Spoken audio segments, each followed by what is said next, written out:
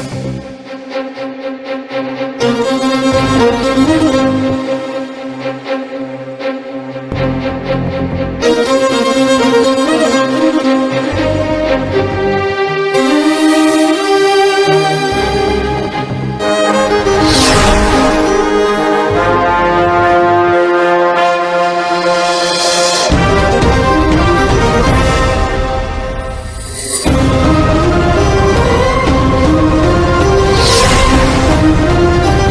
TV ગુજરાતીને દરરોજ નિહાળવા માટે તમે અમારી ચેનલને યુટ્યુબ પર લાઇક કરો, શેર કરો અને સબસ્ક્રાઇબ કરો.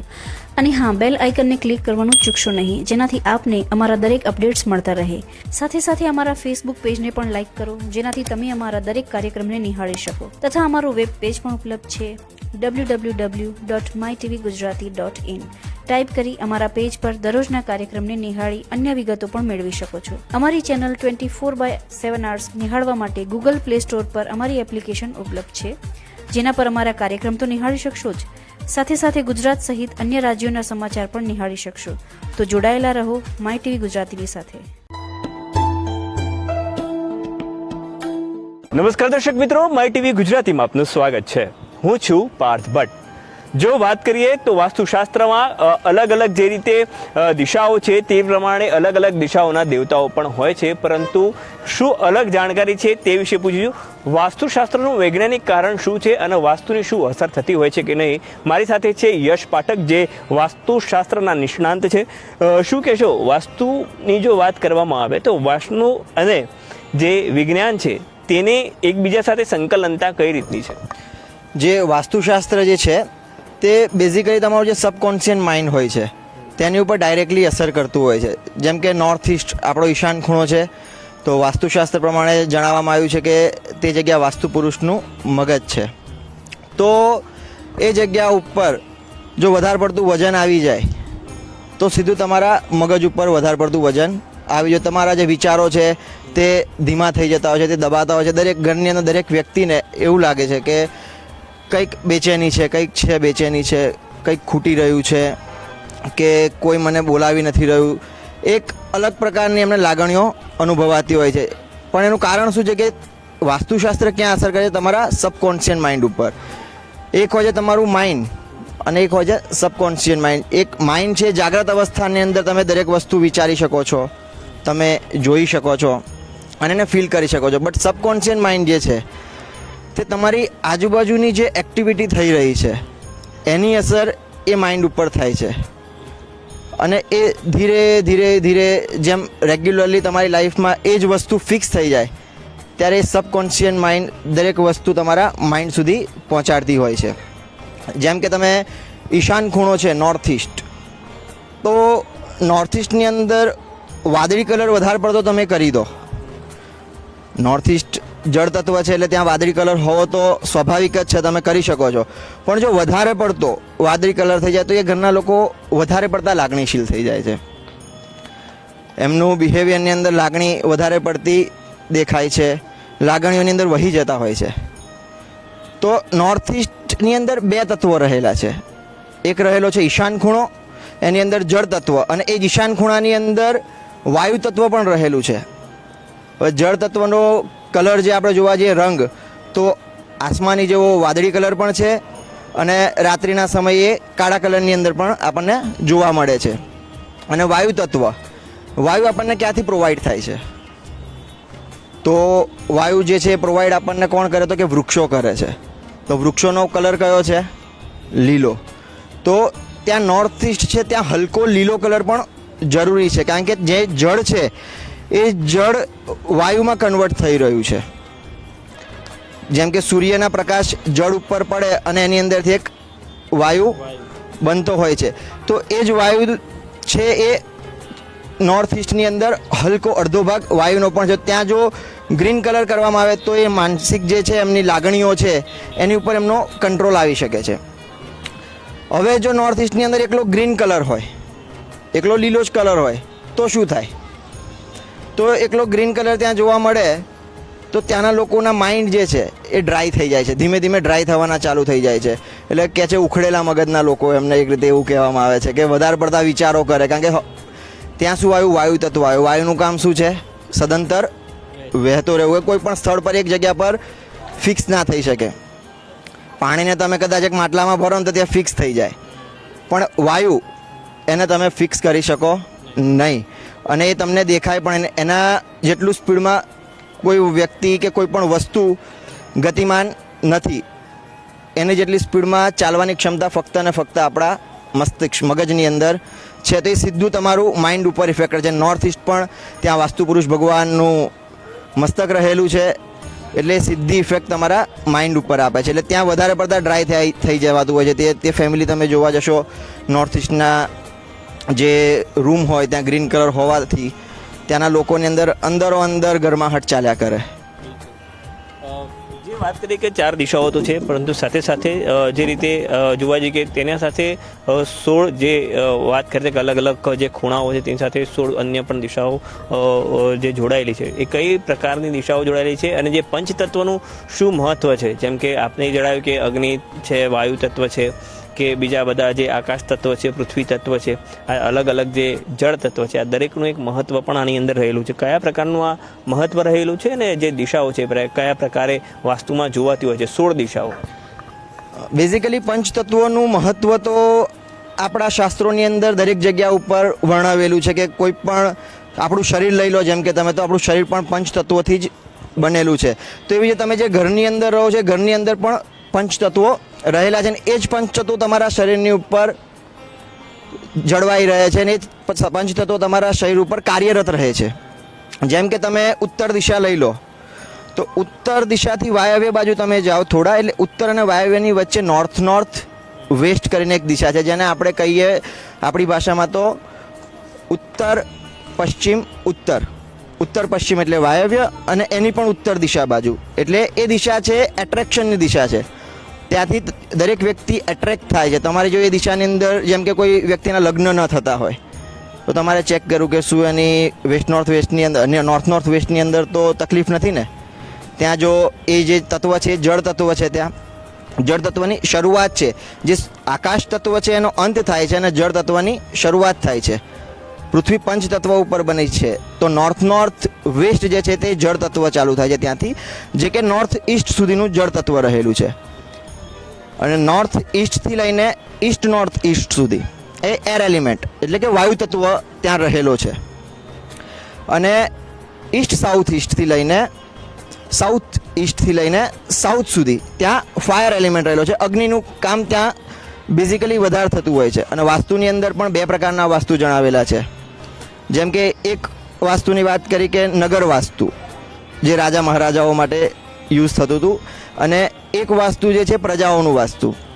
તો આજની જમાનાની અંદર દરેક વ્યક્તિ એવું જ વિચારે છે કે સાઉથ ઈસ્ટમાં કિચન હોય તો બહુ બેસ્ટ છે, પણ હકીકતની અંદર સાઉથ ઈસ્ટનું કિચન સારું તો છે જ, પણ એ પ્રજા માટે બનાવેલું છે. જો તમે બિઝનેસમેન હો, કોઈ વ્યાપારી હોય, તો એના માટે તમારું સાઉથ ઈસ્ટનું કિચન તમારા માટે ઠીક નથી. કહી શકાય કે જો તમે મુખ્યમંત્રીના પદે હોય અથવા તમે વડાપ્રધાનના પદે હોય અથવા કોઈ તમે નેતાના પદે હોય, એટલે એક સમયના તમે કોઈ પણ જગ્યાના રાજા જ કહી શકાય, તો તેમનું પાછું વાસ્તુનો આ વિચાર અલગ આવે છે. હા, રાજાનું વાસ્તુ અને પ્રજાનું વાસ્તુ અલગ આવે છે. કારણ કે સાઉથ ઈસ્ટનું કિચન છે ત્યાં તમે તમારું પાણી પીવાનું સ્ટોરેજ ત્યાં મૂકશો, માટલું મૂકશો, અથવા તો એક્વાગાર્ડ અત્યારે મૂકવામાં આવે છે, તો એ ત્યાં પાણીની એનર્જી ક્રિએટ કરે છે. સાઉથ ઈસ્ટ છે ત્યાંથી તમારું રોકડા કેશ આવે છે.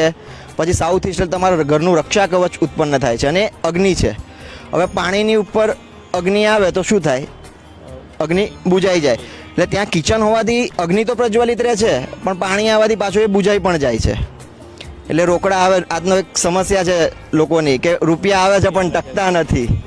તો જેના ઘરમાં સાઉથ ઈસ્ટનું કિચન હોય એને રૂપિયા આવે પણ ક્યારેય ટકે નહીં. એના પછીનું આવે છે સાઉથ વેસ્ટ, જે નૈઋત્ય ખૂણાને દક્ષિણ દિશાની વચ્ચેથી તો સાઉથ વેસ્ટ આ સુધી પૃથ્વી તત્વ આવેલું છે ત્યાં.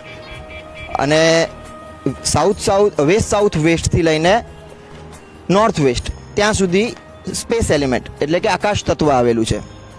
તો આપણે જેમ કે ગણીએ તો આકાશમાંથી વર્ષા થાય છે. તો તમે કોમ્બિનેશન લગાવશો તો પહેલો જે સ્પેસ એલિમેન્ટ છે નોર્થ વેસ્ટથી, એની બાજુમાં જ વોટર એલિમેન્ટ છે.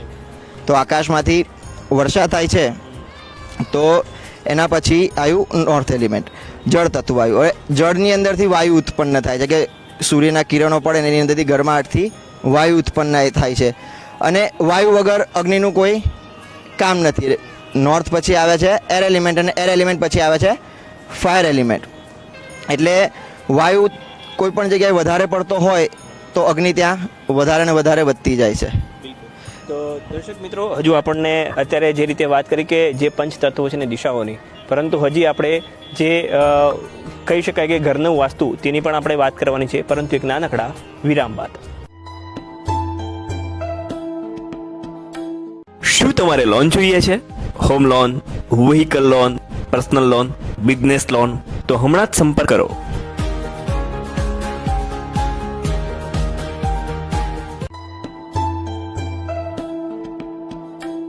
નમસ્કાર દર્શક મિત્રો, વિરામ બાદ આપનું સ્વાગત છે. જે રીતે અલગ અલગ દિશાઓની વાત કરી હતી, બિલકુલથી આભા મંડળની નીચે કહી શકાય કે અત્યારે આપણે વાત કરી હતી, જેનાથી આપને પણ ખ્યાલ આવે કે જે પંચ તત્વો છે કઈ રીતે કામ કરી રહ્યા છે અને કઈ રીતે તે કહી શકીએ કે જે 16 દિશાઓ છે કઈ પ્રકારની દિશાઓ છે. તો આપણે હવે વાત કરીએ 16 દિશાઓની. ઘરમાં જે 16 દિશાઓ હોય છે, યશભાઈ, કઈ પ્રમાણે હોય છે 16 દિશાઓને, તેનું આકલન કઈ રીતે થતું હોય છે?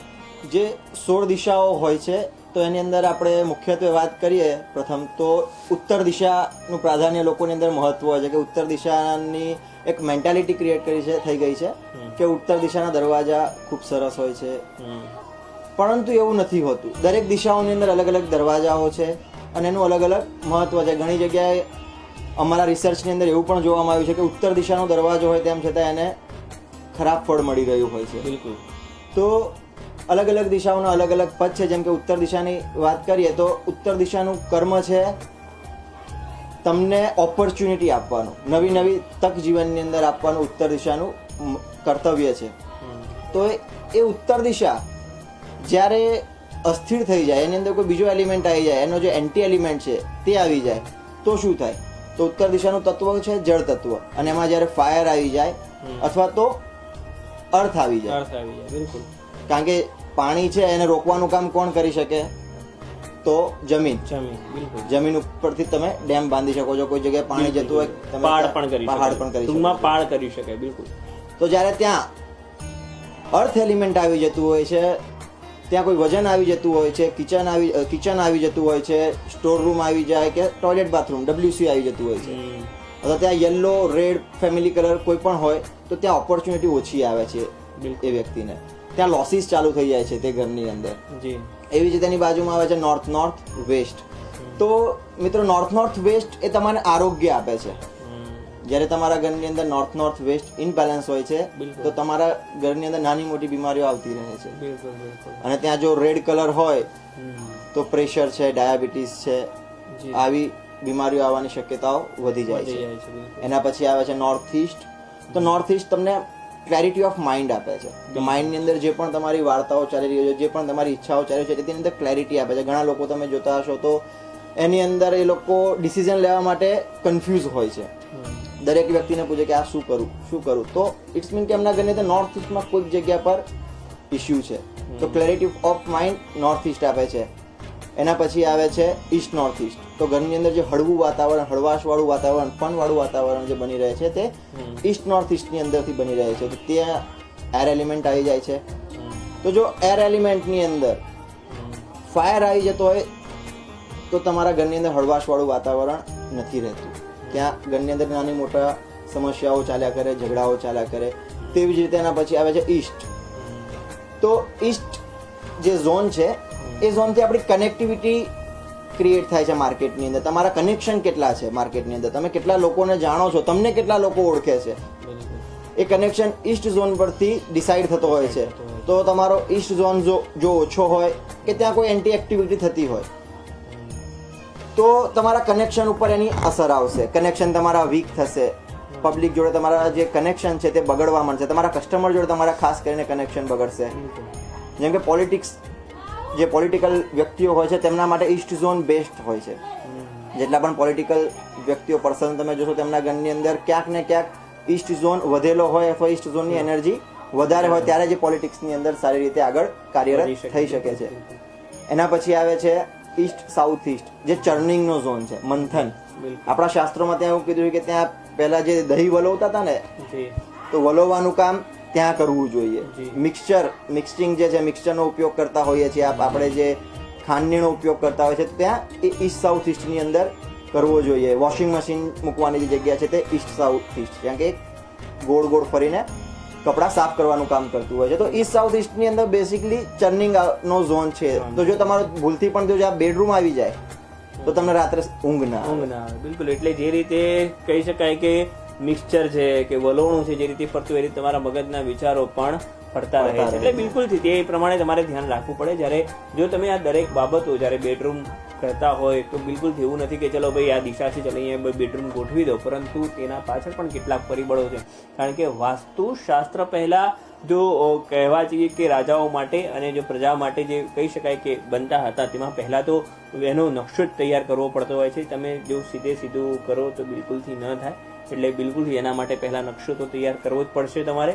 તો જ આ દરેક બાબતોનો ખ્યાલ આવશે કે ક્યાં કઈ કોઈ વસ્તુ રાખવી તો જ થઈ શકે. નહીં તો ઘરમાં આ જીવન બીમારી અને આ જીવન ધન ખર્ચ પણ તમારે રહેતો હોય છે. અને દરેકના લોકોના પ્રશ્નો હોય છે કે આટલું કમાયા હોવા છતાં પણ ધન ખર્ચ થાય છે. વાસ્તુમાં કેટલાક બદલાવો કર્યા, જે વસ્તુ બદલવાની હતી તે બદલી પણ ખરી, પરંતુ હજુ પણ અમારે જે સ્થિતિ છે તે સ્થિતિ તેમને તેમ રહે છે. તેના આ બધા કારણો પણ હોઈ શકે. કારણ કે સચોટ વાસ્તુ જાણવું પણ તમારા માટે દર્શક મિત્રો ઘણું જરૂરી છે. એટલે સચોટ વાસ્તુ પ્રમાણે બિલકુલ જે રીતે યશભાઈ જે વાત કરી રહ્યા છે તે પ્રમાણે જો વાસ્તુમાં કેટલાક આપણી રીતે બદલાવો કરીએ તો બિલકુલથી શક્ય છે. પરંતુ શાસ્ત્રીજી આપણે વાત કરીએ તો કેટલીક જગ્યાએ વાસ્તુમાં બદલાવ નથી થઈ શકતા. સમજો કે કોઈ જગ્યાએ એવી સમસ્યાઓ છે કે તેને તોડવું અશક્ય છે. કોઈની જગ્યાએ સમજો કે કોઈની જોડે બજેટ નથી, કોઈની જોડે પૈસા નથી, તો તેના માટે રેમેડીઝ કઈ પ્રકારની હોય છે? જે વૈજ્ઞાનિક સિદ્ધાંત ઉપર જે આપણું વાસ્તુ બનેલું છે એની અંદર એવું છે કે કોઈ પણ તોડફોડ કર્યા વગર તમે એની અંદર પરિવર્તન લાવી શકો છો. ખાલી ફક્ત ને ફક્ત તમારે એ જગ્યા ઉપર એ એલિમેન્ટને એક્ટિવ કરવાનો હોય છે. જેમ કે તમારું નોર્થની અંદર કિચન છે અને નોર્થના કિચનનો સ્લેબ બ્લેક કલરનો છે અને એની પર એક્ટિવિટી થઈ રહી છે ફાયરની. તો ફાયર એક્ટિવિટીના કારણે તમને ત્યાંથી નોર્થની જેટલી પણ ઉર્જાઓ છે તે તમને મળી શકશે. જેમ કે ઓપોર્ચ્યુનિટીમાં તમને તકલીફ આવશે, શું થઈ જશે, ઓપોર્ચ્યુનિટી સળગી જશે. બિલકુલ. તો એ જગ્યા ઉપર તમે શું કરી શકો છો? તો પાણી અને અગ્નિ એને બેલેન્સ કોણ કરે? તો વાયુ કરે. વાયુ કરતો હોય. કારણ કે પાણીમાંથી પણ વાયુ નીકળે છે અને અગ્નિ ને વાયુ વગર ચાલે નહીં. તો તમે O2 કહી શકાય. હા, O2 કહી શકાય. બિલકુલ. તો એ જે કિચન એરિયાની અંદર આપણે ટોટલી કિચનને કન્સિડર નથી કરતા. જે સ્ટવ હોય છે તેને જ આપણે કિચન માનીએ છીએ. કારણ કે ફાયર એક્ટિવિટી ફક્ત ને ફક્ત સ્ટવ ઉપર થતી હોય છે. તો એ સ્ટવ નીચે ફક્ત ગ્રીન કલરનો માર્બલ અથવા ગ્રીન કલર કરી દેવાથી ત્યાં વોટર એલિમેન્ટ ઓટોમેટિકલી કામ કરવા લાગે છે અને એનો જે દોષ છે મુક્ત થઈ જાય છે. આવી જ રીતે અલગ અલગ દિશાઓની અંદર અલગ અલગ રેમેડી કરવામાં આવે છે. એવી જ રીતે તમે સાઉથ વેસ્ટમાં તમારું કિચન હોય તો સાઉથ વેસ્ટ જે ઝોન છે સંબંધોનો ઝોન છે, રિલેશનશિપ, તમારા ગોલ, તમે શું બનવા માંગો છો, તમારે શું પ્રાપ્ત કરવું છે, એ સાઉથ વેસ્ટ ઉપરથી ડિસાઈડ થતું હોય છે. જેવી રીતે ઘરની અંદર ઘણા જ કંકાસો અંદરો અંદર ચાલતા હોય છે. તો સાઉથ વેસ્ટની અંદર ક્યાંક તમે કોઈ ગ્રીન કલર તો નથી કર્યો ને? બિલકુલ.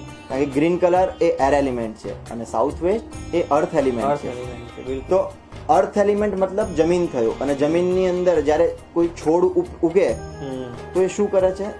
તો જમીનની અંદર તિરાડ પાડીને એ બહાર આવતો, જમીનને ભેદીને બહાર આવતો હોય છે.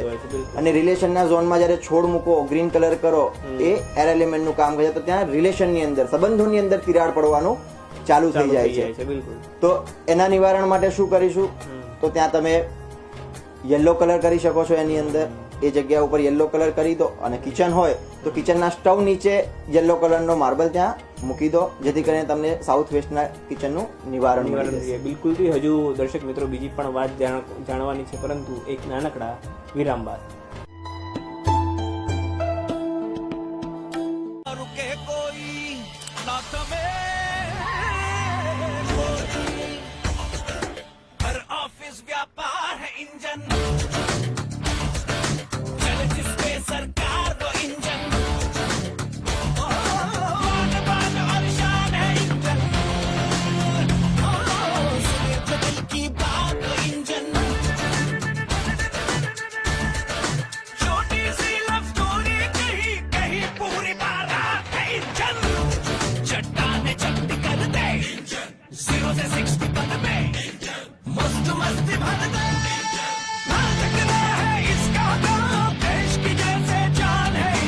देश करोड़ों इंजनों पर दौड़ता है, हम इन इंजनों को थकने नहीं देंगे। इसीलिए speed high performance petrol plus MAK high performance lubricant.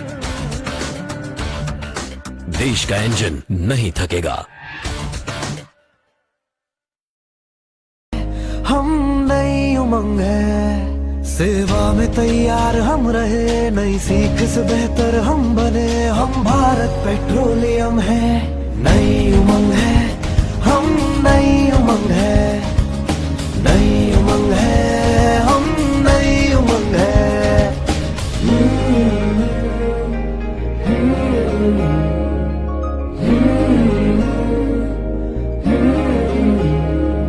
सुरक्षित हमारा हर कदम, हम नई सोच का दर्पण, विश्वास की हम पहचान है, करते मुश्किल आसान है, हम हर पल सबके संग है।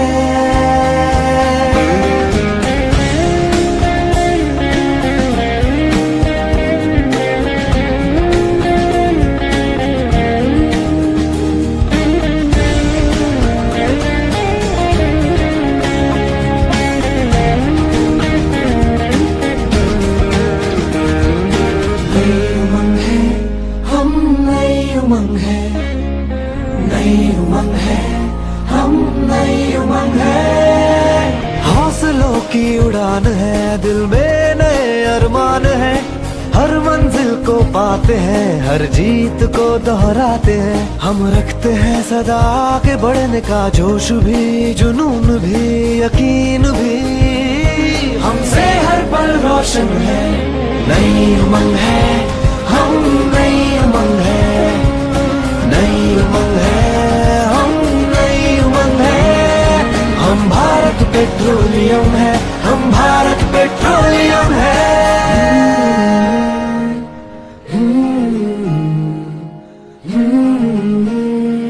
हम भारत पेट्रोलियम है।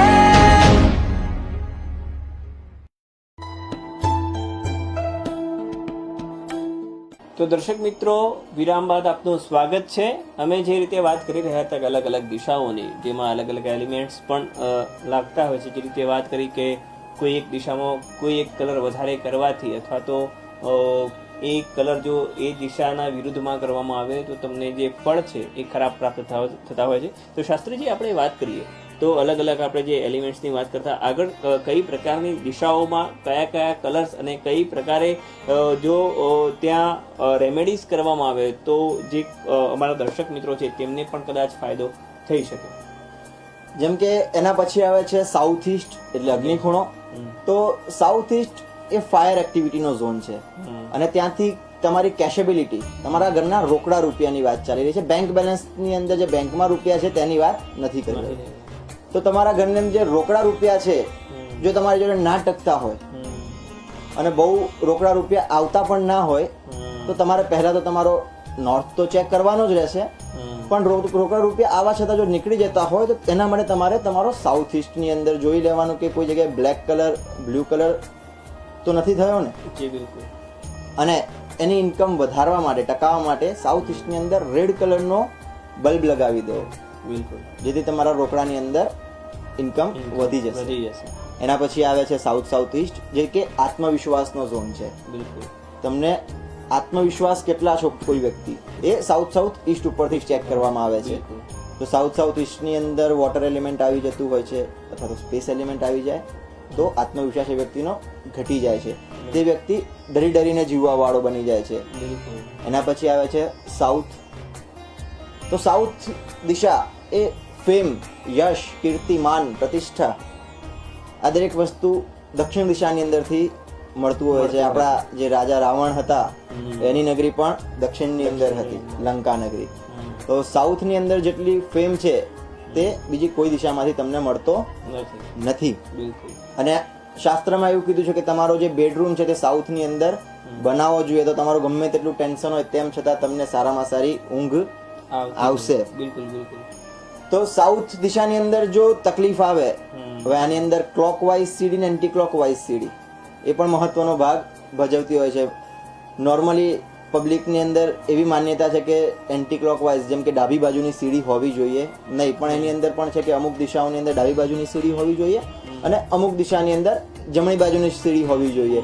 જે કે અમે જે અમારા રિસર્ચ કરેલા છે તેની અંદર જોવા મળ્યું છે કે જે જૂના આપણા રાજમહેલો છે, પેલેસ છે, તો એની અંદર ઘણી દિશામાં લેફ્ટ સાઈડ ટર્ન વાળી સીડીઓ છે અને ઘણી દિશાઓની અંદર એન્ડ ક્લોકવાઇઝ જમણી બાજુની સીડીઓ છે. તો એ શું બળ આપે છે?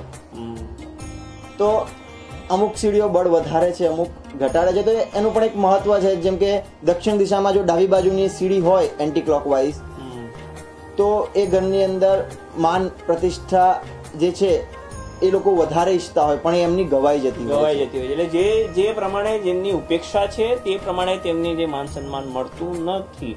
બિલકુલ જે પ્રમાણે તે કામ કરે, જે લોકો માટે સેક્રિફાઈસ કરે છે, કહી શકાય કે ભાઈ અમે અમારા કુટુંબ માટે કે અમે અમારા આ લોકો માટે કે અમારા મિત્રો માટે કે અમારા માટે કે આટલું મેં બલિદાન આપ્યું કે અથવા કોઈ કામ કરવા માટે, કહી શકાય કે તમે જોબ કરતા હોય છો, તમે સેક્રિફાઈસ કરો છો, તમે કામ વધુ કરતા હોય છો, તો પણ તમને તેટલી મહત્વતા નથી અપાતી. તેની પાછળ કેટલાક આ પરિબળો પણ કામ કરતા હોય છે. ભલે તમે ગમે એટલી મહેનત કરતા હોય પરંતુ તમને તેટલી મહત્વતા ન મળે. એટલે બિલકુલથી કદાચ જે વાસ્તુ છે, ઘરનું વાસ્તુ છે, તેના પરિબળો પણ ત્યાં કામ કરતા હોય છે. બિલકુલ કહી શકાય કામ કરે પરંતુ તેનો જશ કોઈ બીજો લઈ જતો હોય છે. બિલકુલ જે કહી શકાય કે સાદી ભાષામાં જશ કહીએ કે જે કહી શકાય કે જે તમને બોસ ઇમ્પ્રેસિવ થવા જોઈએ, કહી શકાય કે તમારા કામથી, પરંતુ જે કામ તમે કર્યું હોય કોઈ બીજો બતાવી દે અને કે એ કામ મેં આ રીતે મેં કરેલું છે, તો પણ આવી બધી બાબતો બનતી હોય છે. તો બિલકુલથી આગળ આપણે વાત કરીએ કે બીજી પણ જે આપણે વાત કરીએ કે કઈ રીતે તેની રેમેડીઝ થઈ શકે એવી છે. દરેક વસ્તુની રેમેડી હોય છે. તો જેમ કે સીડી જ્યારે ક્લોકવાઇઝ હોય તો એક પાણીનો બોટલ જ્યારે આપણે લેતા હોઈએ છીએ, તો એ બોટલને તમે જો ડાબી બાજુ ફેરવશો ને તો એ ઉપર આવશે ઢાંકણું એનું, અને જે જમણી બાજુ જ્યારે ફેરવશો તો એ નીચે જશે. બિલકુલ. તો ક્લોકવાઇઝ જે સીડીઓ હોય છે એ ઘરની એનર્જીને ડાઉન કરતી હોય છે અને એન્ટી ક્લોકવાઇઝ એને અપ લાવતી હોય છે. તો દરેક ઝોન પ્રમાણે નોર્થની અંદર જો તમારી ક્લોકવાઇઝ સીડી આવી ગઈ તો તમને ઓપોર્ચ્યુનિટી નહીં મળે. ભલે સારામાં સારો કલર કર્યો, સારી વસ્તુઓ ત્યાં હશે, પણ એ ત્યાંની એનર્જી ડાઉન કરતી હોય છે. અને ત્યાં જો એન્ટી ક્લોકવાઇઝ સીડી આવી ગઈ તો તમને સારી ઓપોર્ચ્યુનિટી મળશે. અને આની ઉપર એક નકશાનું પણ મહત્વનો ભાગ છે કે જે ઝોન છે કેટલો વધેલો છે, કેટલો ઘટેલો છે, તો એને વધારવા ઘટાડવા માટે પણ એનો ઉપયોગ થતો હોય છે. તો નકશા વગર કોઈ રેમેડી તમારે જણાવી હોય તો એ શક્ય નથી. તેમ છતાં જો સીડી હોય તો એને એ ઝોનના કલરથી પેઇન્ટ કરી દેવી જોઈએ. આ તેની રેમેડી છે. બિલકુલ. એટલે જે સીડી હોય કદાચ તમે કીધું કે એ ઝોનના કલરથી પેઇન્ટ કરે, કયો કલર હોય છે, કહી શકાય કે જે પ્રમાણે દિશા પ્રમાણે કયો કલર હોવો જોઈએ? દરેક દિશાના અલગ અલગ કલર છે. જેમ કે નોર્થ ઝોન છે તો જળ તત્વ છે, તો જળ તત્વનો કલર બ્લેક અને બ્લુ છે. એવી રીતે વાયુ તત્વ જે છે તો એ એર એલિમેન્ટ છે, અને વૃક્ષોનો કલર ગ્રીન છે અને લાઇટ બ્રાઉન કલર, લાકડા કલર.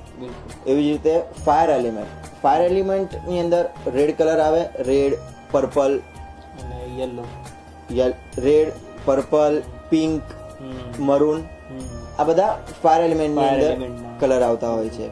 એવી જ રીતે અર્થ એલિમેન્ટની અંદર આવે છે યલો કલર, અને સ્પેસ એલિમેન્ટની અંદર વ્હાઇટ કલર આવે છે.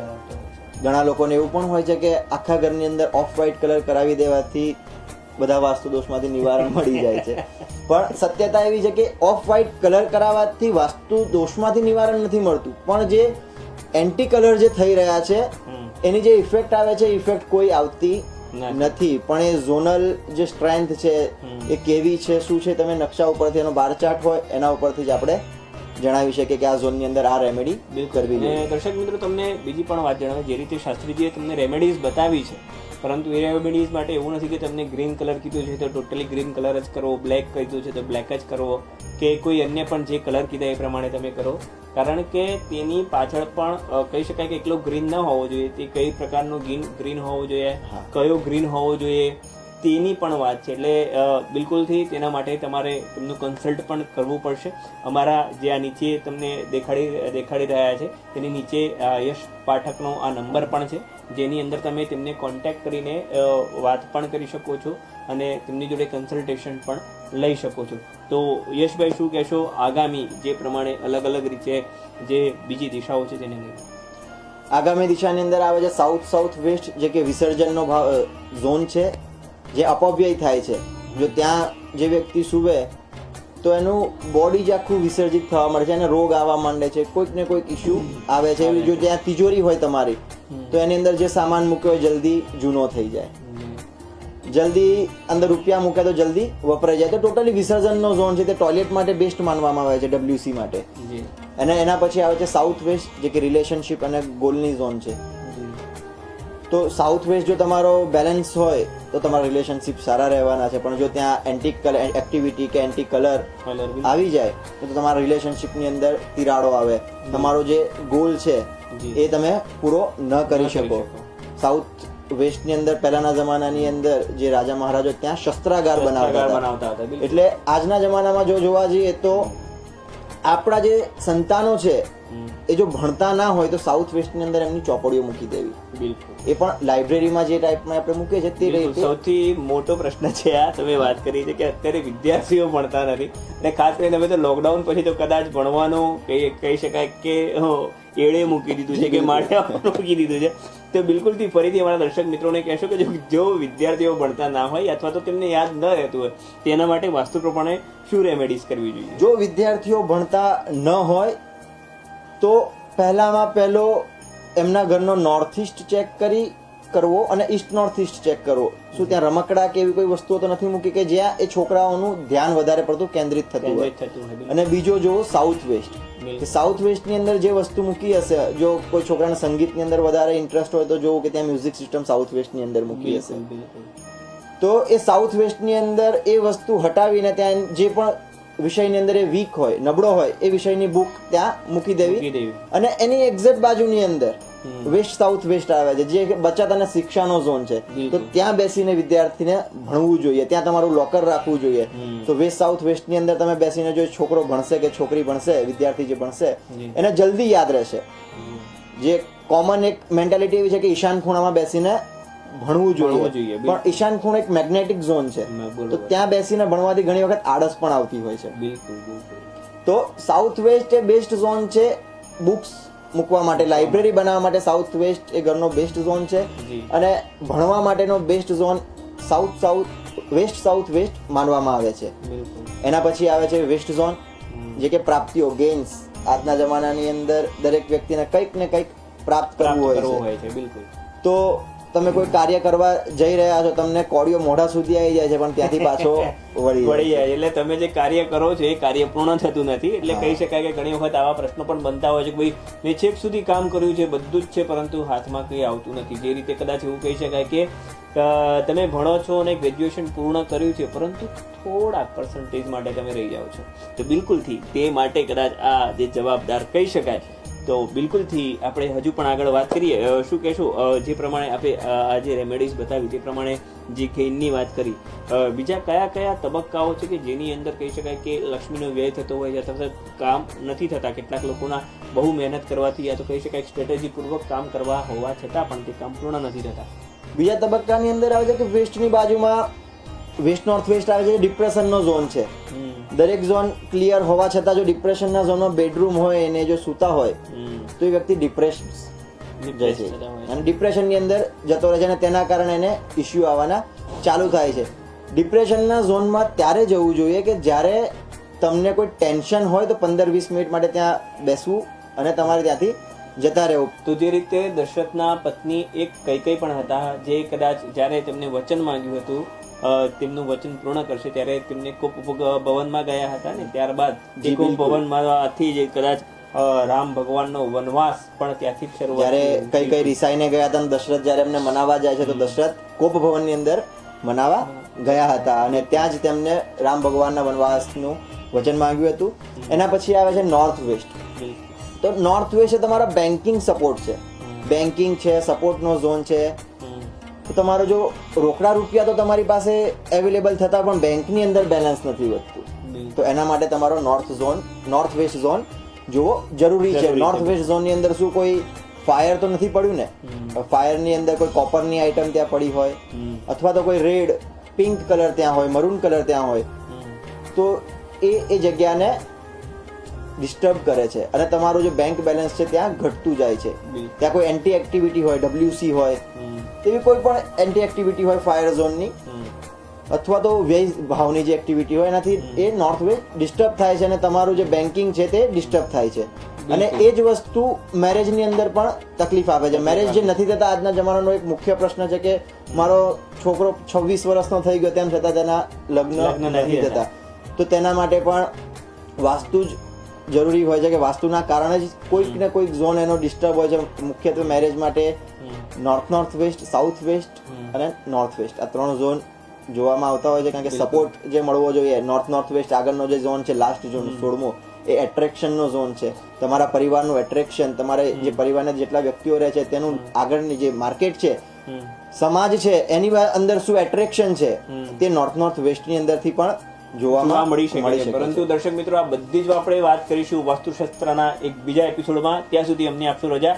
હજુ પણ તમને કહી દઈએ કે માય ટીવી ગુજરાતી તરફથી હજુ અમે એક વખત જે વાસ્તુશાસ્ત્રનો જે શો છે તેની અંદર અમે લાઈવ કોલ રાખીશું, જેની અંદર આપ તમારા જેટલા પણ કોલ છે તે લાઈવ કોલ કરીને તમારા જે વાસ્તુના પ્રોબ્લેમ છે ઘરમાં કે તમારા જે પ્રોબ્લેમ છે તે પણ તમે નિવારણ કરી શકશો. ત્યાં સુધી મને આપશો રજા. નમસ્કાર.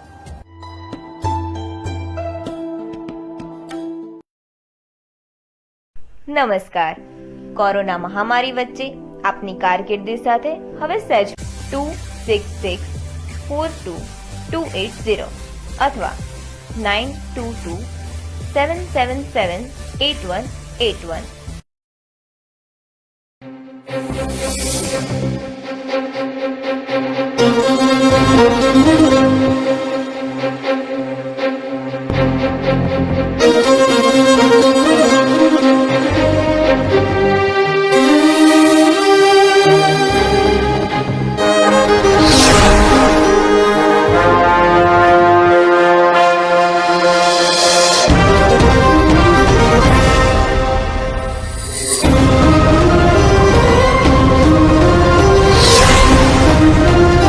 માય ટીવી ગુજરાતીને દરરોજ નિહાળવા માટે તમે અમારી ચેનલને યુટ્યુબ પર લાઇક કરો, શેર કરો અને સબસ્ક્રાઇબ કરો. અને હા, બેલ આઇકનને ક્લિક કરવાનું ચૂકશો નહીં, જેનાથી આપને અમારા દરેક અપડેટ્સ મળતા રહે. સાથે સાથે અમારા ફેસબુક પેજને પણ લાઇક કરો, જેનાથી તમે અમારા દરેક કાર્યક્રમને નિહાળી શકો. તથા અમારું વેબ પેજ પણ ઉપલબ્ધ છે www.mytvgujarati.in. ટાઈપ કરી અમારા પેજ પર દરરોજના કાર્યક્રમને નિહાળી અન્ય વિગતો પણ મેળવી શકો છો. અમારી ચેનલ 24/7 hours નિહાળવા માટે ગૂગલ પ્લે સ્ટોર પર અમારી એપ્લિકેશન ઉપલબ્ધ છે, જેના પર અમારા કાર્યક્રમ તો નિહાળી શકશો જ, સાથે સાથે ગુજરાત સહિત અન્ય રાજ્યોના સમાચાર પણ નિહાળી શકશો. તો જોડાયેલા રહો માય ટીવી ગુજરાતીની સાથે.